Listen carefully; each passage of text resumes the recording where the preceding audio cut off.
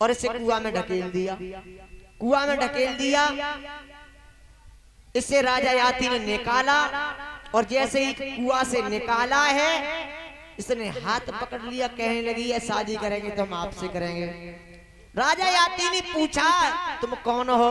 कहने लगे हम शुक्राचार्य ब्राह्मण हैं, उनकी कन्या हैं और हमारे पिता जो हैं बृहस्पति राक्षस है ना उसके राज्य में रहते हैं, उनकी बेटी हमारे लिए कुआं में ढकेल गई है, यदि आप न निकालते तो हम मर जाते। इसमें आपने हमें जीवन दिया है और हमने ये प्रण कर लिया जीवन साथी बनाएंगे तो सिर्फ आपको बनाएंगे। राजा याति ने कहा एक बात बताओ, आप एक ब्राह्मण की कन्या हो और हम एक क्षत्रिय चंद्रवंशी यादव हैं। ये सारी कहानी जब राजा याति ने कही तो देवयानी बोली आप हमारे पिता के पास चलो। पिता के पास गए, शुक्राचार्य ब्राह्मण ने देखा और बेटी से पूछा बेटी यही है जिन्होंने आपकी जान को बचाया? देवयानी कहने लगी पिताजी यही है, इन्होंने हमारे लिए कुआं से निकाला है, सर्विष्ठा तो हमें कुआं में ढकेल के चली आई। शुक्राचार्य ब्राह्मण जाने लगे थे तो बृहस्पति दैत्य ने रोका।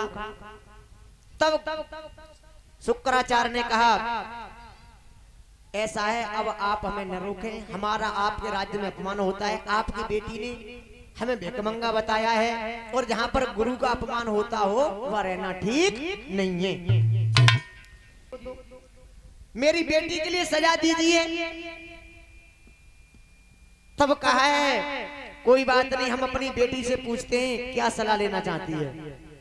बेटी ने कहा पिताजी मैं एक बात पे शर्त स्वीकार करूंगी, अगर मेरी शादी होगी तो ये दासी के रूप में जाएगी, बांध के जाएगी, तो मेरी बेटी जो है बांदी बन के जाएगी। आज ऐसा ही हुआ, शुक्राचार्य ने याति के साथ विवाह किया और जब विवाह किया है भक्तों तो बृहस्पति राक्षस की बेटी सर्विष्ठा वो आज दासी के रूप में कैसे जा रही है। और गुरु ने एक बात कही, राजन के शुक्र ने पिता के समय कही, राजन इसका विश्वास न हो, पत्नी व्रत पे कायम रहना, दासी से भोग विलास न हो।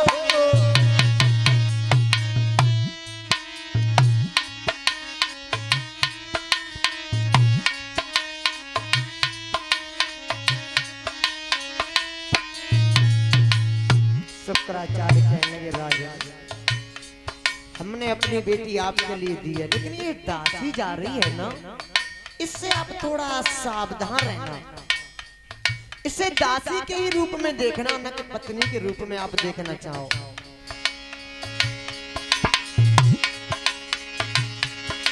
शुक्र ने विदा के समय कही, राजन इसका विश्वास न हो,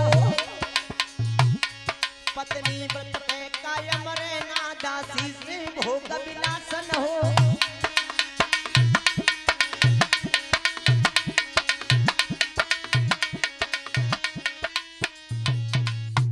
इतनी बात कही, विदा करके शुक्राचार्य ब्राह्मण चले गए।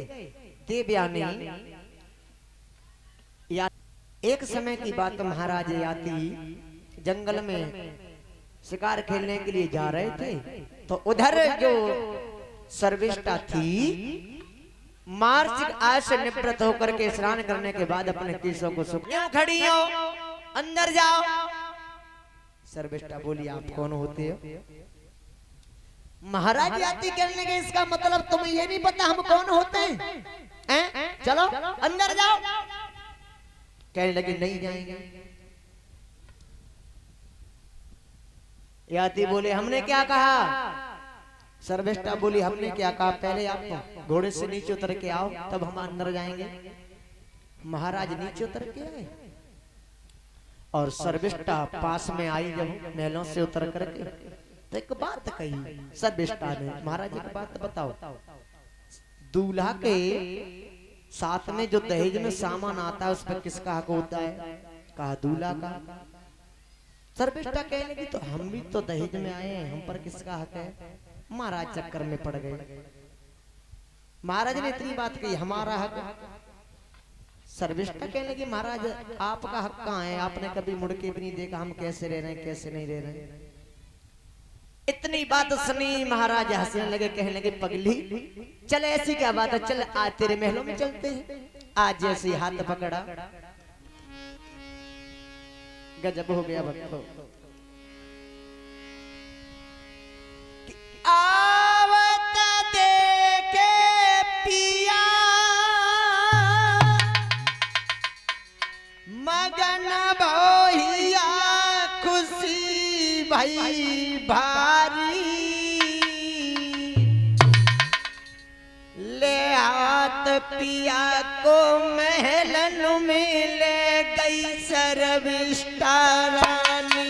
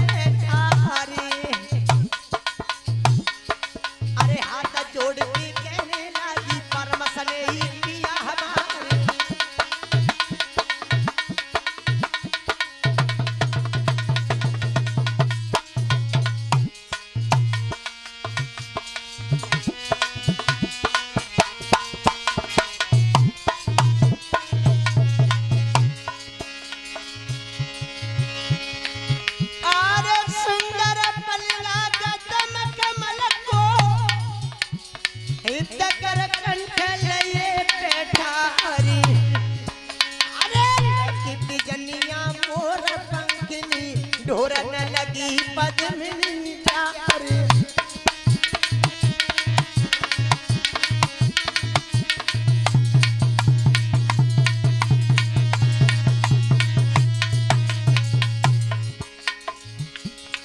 अरे शीतल मंद पवन के बेटा धोखा लगत शरीर में जाए। अरे भरे अंगड़ाई से सखी ने के रहने का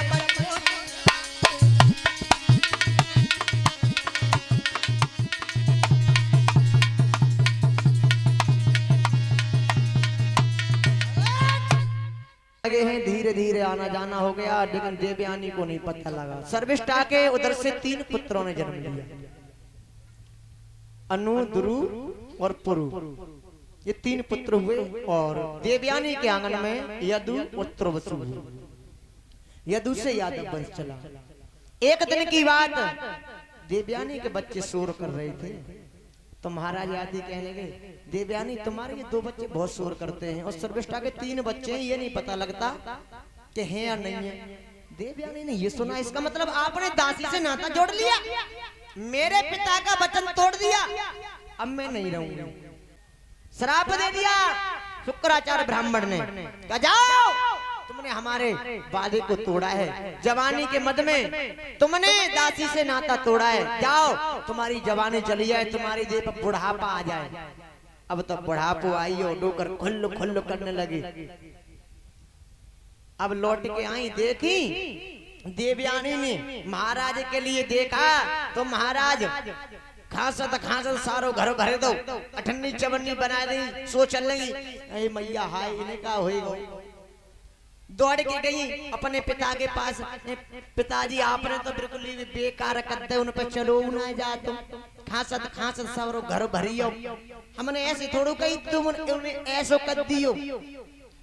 महाराज यानी ब्राह्मण जी कहने लगे बेटी अब जो हो गया सो हो गया, लेकिन एक उपाय है, इनका पुत्र कोई इनके लिए अगर जवानी दे देगा तो इनका बुढ़ापा चला जाएगा और फिर ये जवान हो जाएगा। और हजारों वर्ष तक काम उपभोग करने के बाद में फिर बुढ़ापा लेकर के जंगल के लिए चले गए। इधर भक्तों एक बात बताएं आपके लिए, बृहस्पति को मालूम पड़ गया कि ये यदु जो है ये राजा बन जाएगा। ये अजगर बन करके डसने के लिए गया यदु के लिए। तो यदु ने जब देखा ये अजगर बन के आया डसने के लिए, इसको मार दिया।